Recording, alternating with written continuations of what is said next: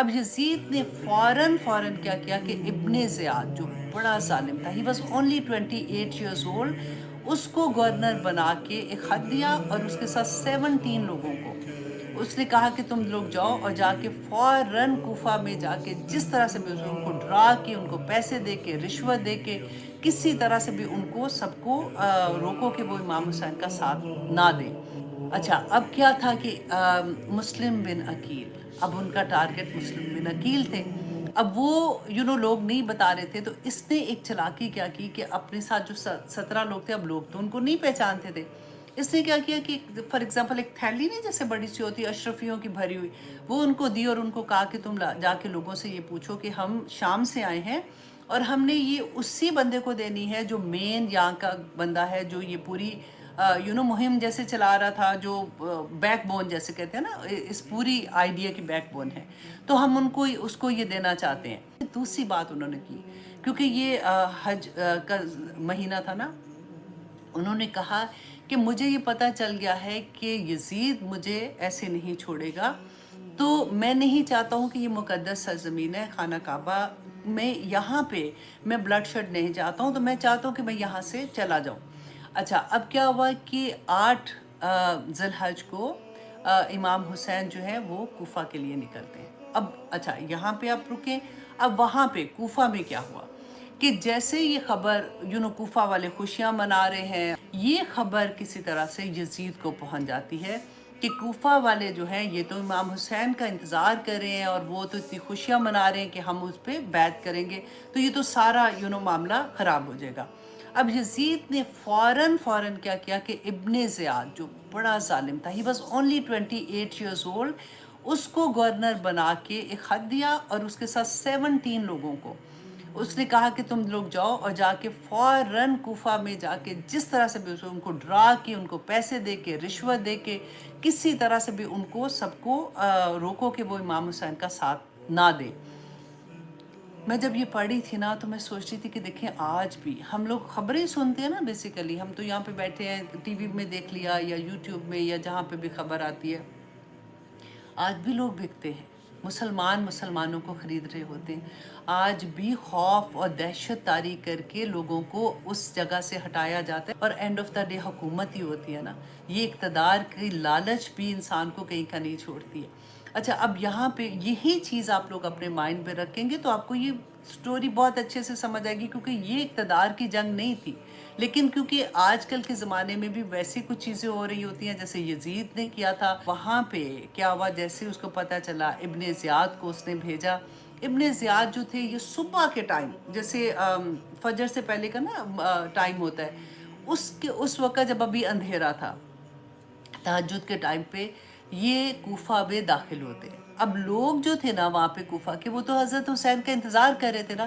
انہوں نے یہ سوچا کہ یہ امام حسین کا قافلہ ہے، جیسے وہ لوگ آئے ہیں، انہوں نے خوشیوں کے ساتھ ایک دم سے ان کا استقبال کرنا شروع کیا، جتنے بھی لوگوں کو اس وقت نظر آئے، انہوں نے ایک دم سے ان کو کہا کہ ہم آپ ہی کا انتظار کر رہے تھے، ہم آپ پہ بیعت کرنا چاہتے ہیں، یہ وہ۔ اچھا، یہ اتنا چلاک تھا، اس لیے اپنے کیونکہ ٹربن پہنی ہوئی تھی، چہرے تھوڑے سے ان کے ڈھکے ہوئے تھے، یہ فوراً اپنے قلعے کے اندر گئے اور قلعہ بند کیا، اور پھر جا کے انہوں نے قلعے کے اوپر جا کے پھر اس نے پہلا خطاب بیسیکلی کیا، اور اس نے کہا کہ اے لوگو، میں یزید کی طرف سے آیا ہوں، اگر تم لوگ باز نہیں آؤ گے تو پوری ایک آرمی وہ ہماری پیچھے آ رہی ہے جو آپ لوگوں کو ختم کر دے گی، آپ لوگوں کے ساتھ اس طرح سے ہوگا، آپ لوگوں کو۔ اچھا، یہ اس کو ڈرانے کے لیے اس نے کیا۔ اس کے علاوہ اس نے پھر کیا کیا کہ جیسے اچھا وہاں کے لوگوں کو یہ ایک دم سے پتہ چل گیا، اوہو یہ تو گڑبڑ ہو گئی ہے، یزید کو پتہ چل گیا ہے، تو اب یہاں پہ اچھا اس نے آتے ہی وہ جو خط یزید نے دیا تھا کہ جو وہاں کا گورنر تھا نا کوفہ کا، اس کو کیونکہ سٹیمپ لگی ہوتی تھی خط میں، اس نے اس کو وہ خط دیا کہ یزید نے تمہیں ہٹا دیا ہے اس جاب سے، اور اب میں اس نیا گورنر بن گیا ہوں۔ اب امام حسین کو بھی کچھ نہیں پتا۔ اچھا، اب کیا تھا کہ پھر اس نے ڈیفرنٹ قبائل کے جو بڑے بڑے لوگ تھے نا، ان کو اس نے بلایا اور ان کو کسی کو رشوت دے کے، کسی کو تحائف دے کے، کسی کو جس طرح سے بھی، کسی کو ڈرا کے، کسی کو کس طرح سے، اور امام حسین کے کہ تم نے ان کا ساتھ نہیں دینا، سب آہستہ آہستہ ڈرتے گئے، پیچھے ہٹتے گئے اپنے اپنے مقصد سے، کسی کا رشوت ہو، کسی کا अपने नाम की वजह से कि हमें अगर ये लोग आ गए तो हमें तो इतना बड़ा ओहदा मिल जाएगा, तो हमें नाम मिल जाएगा, तो हमें पैसे मिल गए, किसी का कुछ हो गया। अच्छा, अब क्या था कि मुस्लिम बिन अकील, अब उनका टारगेट मुस्लिम बिन अकील थे। अब वो लोग नहीं बता रहे थे, तो इसने एक चालाकी क्या की कि अपने साथ जो 17 लोग थे, अब लोग तो उनको नहीं पहचानते थे। इसने क्या किया कि फॉर एग्जांपल एक थैली नहीं जैसे बड़ी सी होती है अशरफियों की भरी हुई, वो उनको दी और उनको कहा कि तुम जाके लोगों से ये पूछो कि हम शाम से आए हैं और हमने ये उसी बंदे को देनी है जो मेन यहाँ का बंदा है, जो ये पूरी मुहिम जैसे चला रहा था, जो बैकबोन जैसे कहते हैं ना, इस पूरी आइडिया की बैकबोन है। तो हम उसको ये देना चाहते हैं। वहाँ के लोगों ने उनके लिए ये तोहफा भेजा है, क्योंकि उसको ये भी पता था कि जो मेन बंदा है तो मुस्लिम बिन अकील उसी के पास ठहरे होंगे, क्योंकि वो तो मेहमान थे वहाँ पे। अच्छा, वहाँ पे जब उन्होंने दिया तो ये वापस आए, राते इब्ने ज़ियाद को कहा कि असर कल्प्रिट तो ये बंदा है जो जिसने सारी मुहिम का आगाज़ किया हुआ है, क्योंकि वो बनता तो ऐसे था कि वो अमीर मुआविया की तरफ का है, लेकिन अंदर से वो इमाम हुसैन के साथ था। अब इब्ने ज़ियाद ने उसको बुलाया और उससे पूछा कि तुम बताओ कि मुस्लिम बिन अकील कहाँ है। उसने इनकार किया। तो वो लोगों ने जिसने उसको थैली दी थी उनको उसके सामने बुलाया, उनको पता चल गया कि ये तो सारी बात खुल गई है। और फिर उनको इतना मारा और कहते उसको शहीद ही कर दिया, उसको मार दिया, उन्होंने कत्ल कर दिया। अब फिर उसके बाद क्या हुआ कि मुस्लिम बिन अकील को भी, ये भी एक लंबी स्टोरी है कि कैसे हुआ था, वो इंशाल्लाह बाद में बताऊंगी आपको कभी।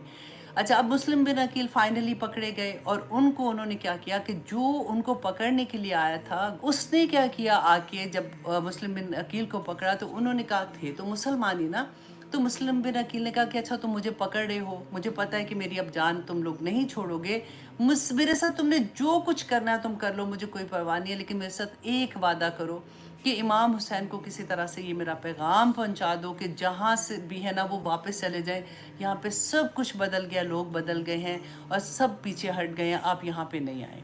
उसने उनसे वादा कर लिया कि ठीक है, मैं ये तुम्हारा काम कर दूंगा। अब क्या हुआ कि इमाम जो मुस्लिम बिन अकील है ना, उनको किले के ऊपर ले जाके तमाम लोगों को पहले बुलाया, इकट्ठा किया गया और वहाँ से उनको नीचे फेंका गया और उनको कत्ल कर दिया गया उसके बाद। और लोगों को डराने के लिए कि देखो अगर तुमने इमाम हुसैन का साथ दिया तो हम ये कुछ भी तुम्हारे साथ कर सकते हैं। अल्लाह अकबर। अब ये किस दिन वाक़या पेश आ रहा है? इमाम हुसैन 8 ज़िलहज को वहाँ से निकले, 9 ज़िलहज अरफा का दिन, अल्लाह अकबर, और ये वाक़या पेश आता है कि मुस्लिम बिन अकील को कत्ल कर दिया जाता है।